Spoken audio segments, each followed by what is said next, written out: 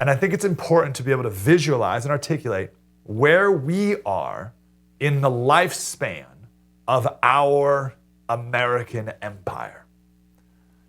And I believe, and I take no joy in saying this, that we are on the downturn in the arc or the cycle of our American empire. Every empire has a rise, a top, and a decline. And where we are in that cycle or in that arc makes a difference. It matters because what threats exist depend on where we are. How we respond to them depends on where we are. So where are we?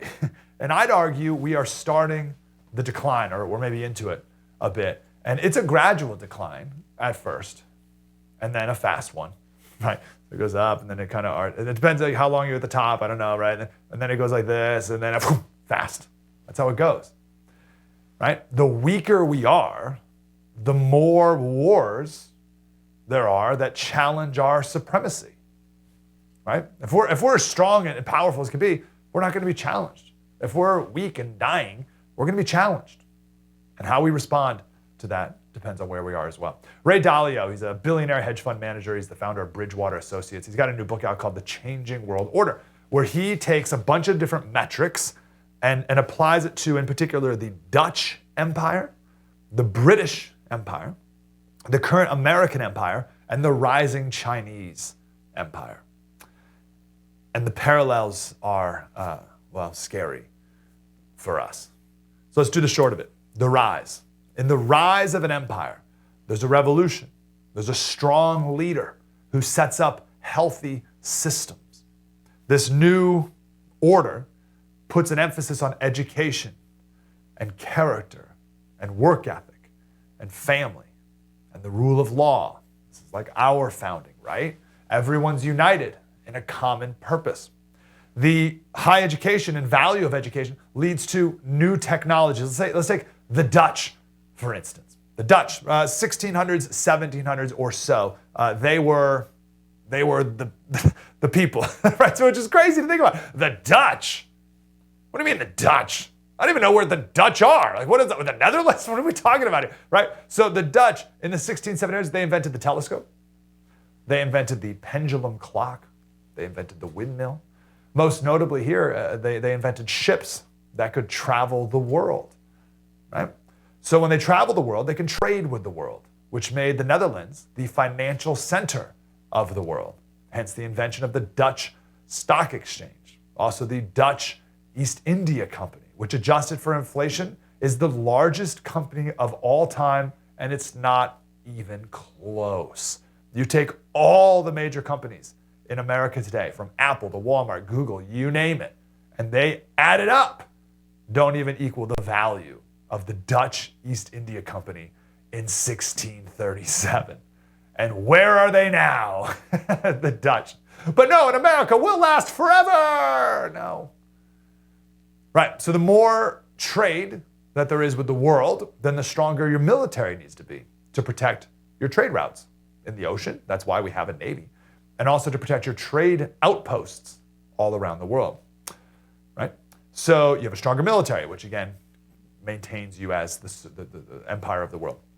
This leads to more growth, more money, more leisure, right? A more decadent culture. Decadent literally means to decay, right?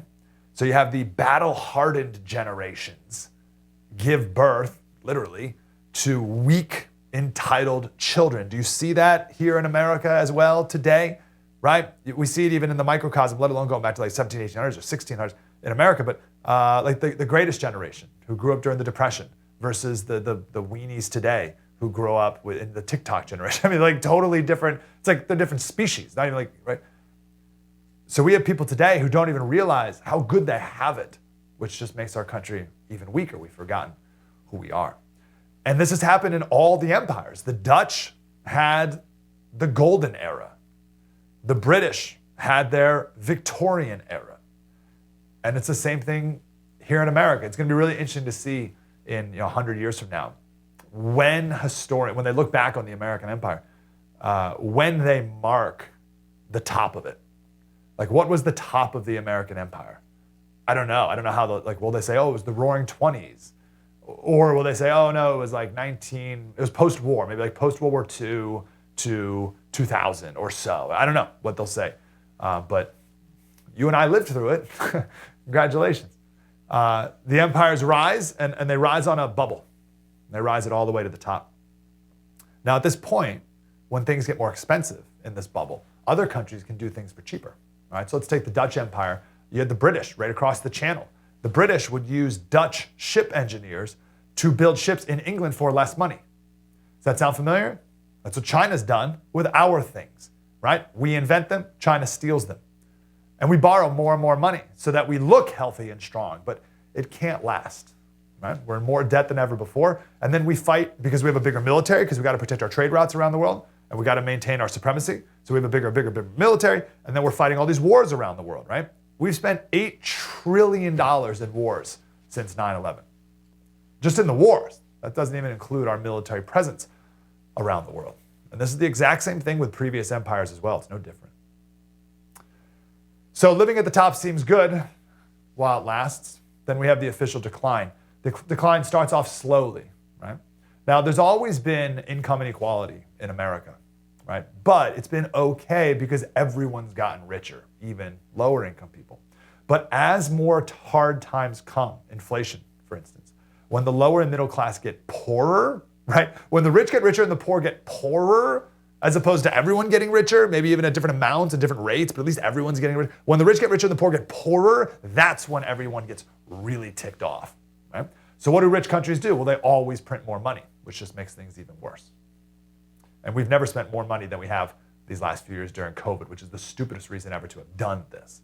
So there's more internal strife. The more internal strife there is, and I don't think we need to give examples of all that, then it's more likely that we're going to have international strife because we look weak and these other countries know it, right? And this is where the war gaming comes in. We don't need to do as many war games to threats to American interest in our golden era. But today we do because Russia knows that they can challenge NATO in Ukraine. China knows that they can challenge us in Taiwan because we're weak. And when we back down from these international threats, then other countries start to look at this and they start to side with the nations that they see as the future. So when China takes Taiwan, what's India going to do? India and all these Asian countries are going to start to side with the rising empire rather than stick with the failing one, right? Every empire has a rise, a top, and a decline. And I would say we're near the end of I'd say we're at the beginning of our decline. And the best thing we can do is to hold on for longer. Flatten the curve, if you will. But to get us back to the heyday of our empire, I believe will be very difficult because it would require not only a complete restoration of our values, spiritual and political, but it would require an undoing of entitlements and spending from our federal government that is near impossible. If Trump couldn't get rid of the Department of Education, Reagan campaigned on getting rid of the Department of Education, no one's been able to get rid of it, who can? So individually and collectively, we need to improve our vitals as a nation, which can be very hard to do. But we must, because it can't last forever. A Dutch person in 1650 always would have thought that the guilder would be the world currency and that the Dutch would be the dominant force in the world. And now they only dominate speed skating. The British thought that the pound would always be the reserve currency in the world. And we in America, we can't fathom a world where the dollar is not the reserve currency. But it won't be like that forever. We have to know that. And we can hang on to it for longer. I don't know, another 100 years. I don't know what it is. But empires don't last forever. Just ask the Mongols and the Spanish and the different caliphates in the Middle East and the Romans and the Greeks and all these empires you never even heard of. Gilgamesh is the oldest written story in the world, 2000 BC. The main guy was looking for eternal life. And he couldn't find it. This is the story of Gilgamesh in 2 sentences. He couldn't find eternal life, but he took comfort in knowing that the city walls he built will outlive him and last forever. They're gone, the city walls. The city that he thought would last forever, we think this is it today. That's the city that would last forever. Hey, Slater Crusaders, thanks for watching that whole clip. We have much, much more of that, clearly, on our website. You can download the app as well and become a supporter and watch the whole darn thing.